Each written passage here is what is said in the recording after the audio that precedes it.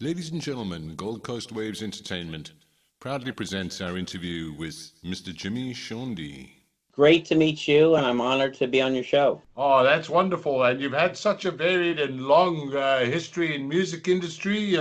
Let's go back to those early days in the 80s and where you very first started in music. Can you tell us a little bit about that? Yeah, well, I first started in music. I always played since I was like 5, but my first band was in high school, and I really loved being in a band. And then the first break was a glam rock band, kind of like Motley Crue. We worked with them, Flock of Seagulls, and all that thing with the makeup and the big hair. And that was great and all that. But then we had a record contract, and the manager was dipping into the funds, and we got dropped like a bad habit. So I found myself Yep, sleeping on a friend's couch. And right. so always stuck with the music, Tim. Then I had another semi hit in the early 90s called Talk to Me, and moved on Yep. to Wayne Manor and all this stuff.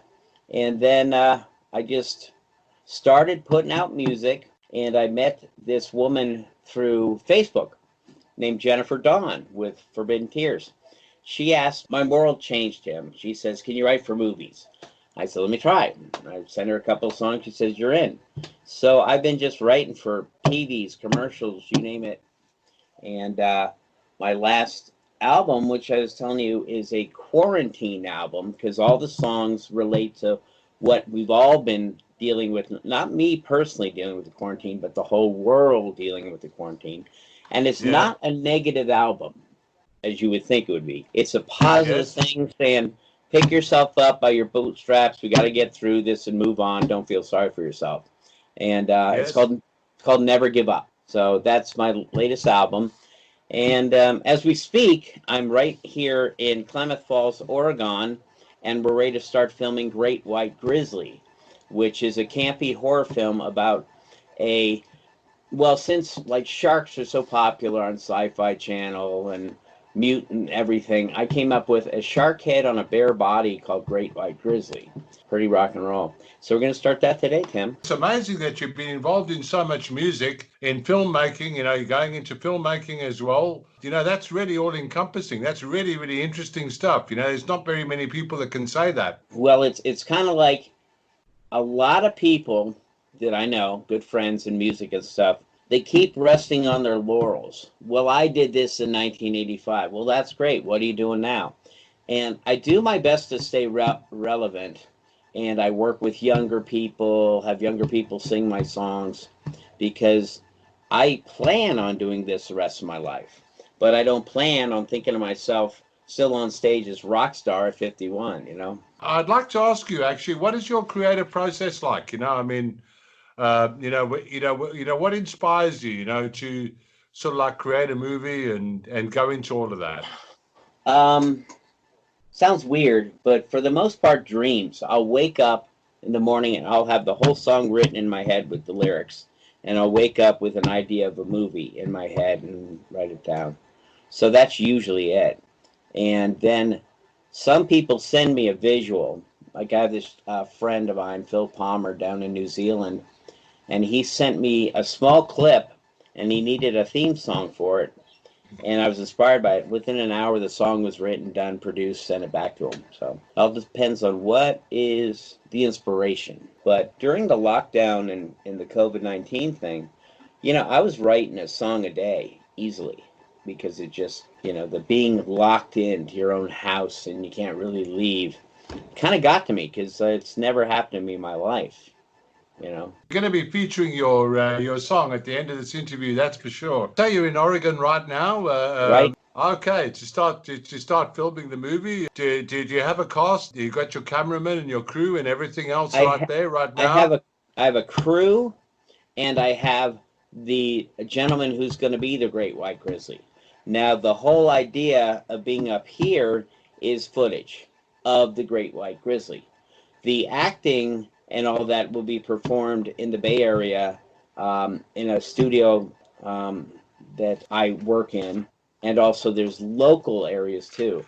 But we're going to film a lot of footage of the monster today in this area, so I have footage in a natural setting. Well, that's fabulous. That's a really, really beautiful area. You know, I've seen a lot of footage of Oregon, and it's a really, really beautiful place. It And I is. think you've chosen just about the right place to actually film that. Really a credit to yourself. That's Oh, excellent. thank you, Tim. Can I ask you which guitar you play? Well, you know, what's your favorite guitar to play? Do you Oh have any yeah, preferences there? I have. Well, I don't have a favorite. I have three go-to guitars. One is called Righto. a Farrington. It's an acoustic electric, and I won it in 1988 at the NAMM show in LA, and it was owned by Eddie Van Halen. So that's been Mm. my go-to acoustic slash electric. Then I have what's called an Ibanez Paul Stanley, which is my ultimate rock guitar. You just pick it up and it slings rock. And then the other Oh, one yeah. I have is a Fender, a 1985 Fender Stratocaster special edition that just is another go-to guitar. You pick it up and it plays like butter, and I write off it like no tomorrow. So those are my three go-to guitars. And then, of course, when I play bass, I have a go-to bass, and that's a Fender P bass. That's fabulous that you're actually an all-rounder. You know, you're a bass Eh, player and you're a guitarist as well. I'm kind of impatient. When I write a song, Tim, I want to get it done. And then I figure once it's done and recorded, then I bring it to my musician friends and we play with it. But I want to hear it done, finished within that day. So it's lovely to hear. Recording equipment, what do you use there? Do you use any of the Zoom equipment or Well, you know any? I have Zoom, yes, but I use a Presonus program, which is Okay, really great, and it's PC based. I mean, everyone swears by the Mac, and I had the Mac. I didn't really like it, but the PC base, I have almost unlimited tracks, and then I save to backup drive, so I can always go in and re-record. Now, old school, I always recorded on 4, 8, 16, or 24 analog, but I still have a 4 analog for certain things I want to do. Like if I'm recording within that room with all live players, I record on analog because it's the richest sound you're going to get. And then if I'm recording myself or others, I use the digital, the PreSonus. You know, there's so much out there now, Tim. Like when you and I were kids, there was nothing. You know, you had a cassette tape recorder that you could record in the room with you and your buddies recording, but it was always distorted and overdriven.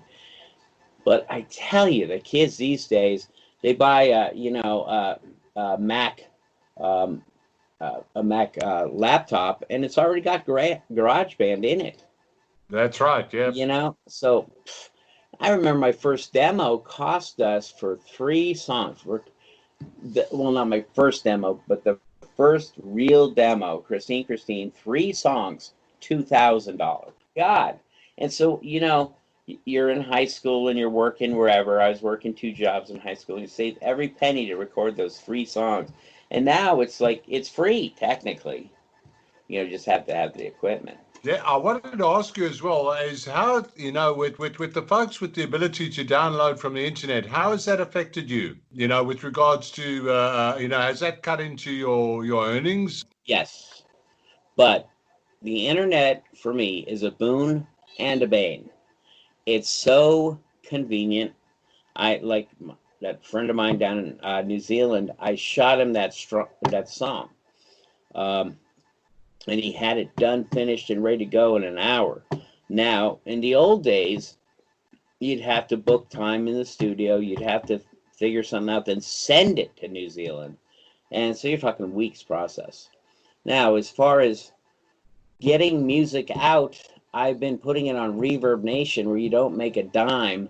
But the best thing about it, Tim, is I'm stamping. This is my song. This is my movie idea. So if anyone comes around the corner with that song, I've got Yep. I've got a case that's like solid. Now I've done TikTok, iTunes. I made some really good money off Amazon. But it's not the old days. It's not the old days. It's not the days of the rock star and you're signed and here's $1 million. Go have fun. That's over. Never will be back. No, no, absolutely.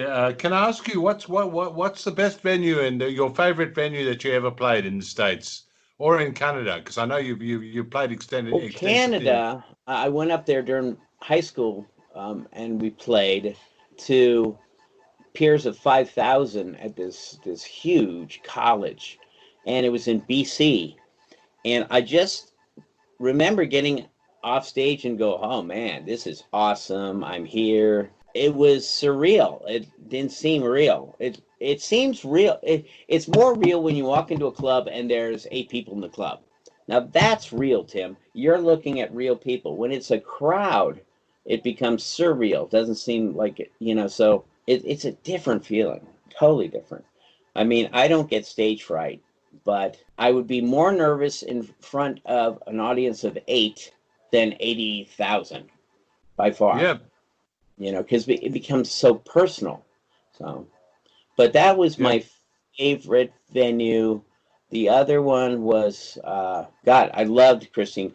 We were just 4 guys. Swear to God, no drugs, no booze. We just were so motivated by music and women, and that was it. And that was such a Yep. simple thing, simple force, No one. And we played at the Keystone, and it Oh was wow. wonderful. Great, great. But then there's really no venues like that anymore. I was watching the movie Bohemian Rhapsody the other day, and Yep. I was fortunate enough, Tim, to see Queen twice and meet the guys. And when he came out for Live Aid, and Wembley was just packed wall to wall with people, I Yep. can't imagine how they felt. I mean, that's pretty wild. But, Yep. I just, love entertaining. I don't do it as much because I'm more driven by writing for other people, and I'm really driven for movies now. Fantastic. Have you got anything new in the bag that you're doing, besides your latest movie that you're doing right now? Have you got any ideas that you'd like to showcase? I've got 10 more, actually, 10 more movies. A side interview, if you just go on my Facebook page, because you and I are friends, you'll see Oh all the yeah. pages. One after this one is gruesome. It's called The Kite Maker. And it's this kid who is just beaten to a pulp by a bunch of guys at the Costco warehouse that he worked at. And so he's now nuts, and he has a penchant for flying kites. So now he starts murdering his coworkers and using their skin to make kites. Yeah. Oh wow. Excellent. So it's I loved your expression. Oh wow. yeah. It's that's not going to be campy horror. That's going to be scary for here. But that's just one. But I have 10 more ready to go. I like your angle, actually. I like your angle in, bringing in the horror thing into, the genre of the music and everything else. I can just imagine this opens up a whole area, an arena for you. It's it's something I've been wanting to do because I've approached people with movie ideas, but let's face it, most directors already had their own ideas in the bag and they want to hit those first. So I've got a nice little group of people behind me that are Yeah, willing to work with me on these for a low budget. And the whole yeah, idea, Tim, is to film all 10 just as it's called a scissor reel. And it's like 4 or 5 minute long, get your idea across. Then you bring it to, you can bring it to Netflix. They have their own movies, yep. Sci-Fi Channel, and the whole idea is for somebody to bite and say how much you want, or this is what we'll give you, and then you're out. Then you move on to something else. Will you visit us one day? You'll come to the Gold Coast and you'll maybe do something at Warner Brothers Movie World, on the Gold Coast. Do is we got to get past this worldwide devastation, and as soon as this all clears, I'd be love to come down there and see you guys. I'd just like to thank you for coming on to our show and and giving forward of your thoughts and showcasing what you're doing. It's absolutely amazing talking to you because you've had such a long and varied career. It's just unbelievable. I mean, anybody that we've interviewed that has encompassed so much as what you have Oh, to this thank you. point in time. Thank you so much to you and Oya, and it's been an honor and privilege talking to you.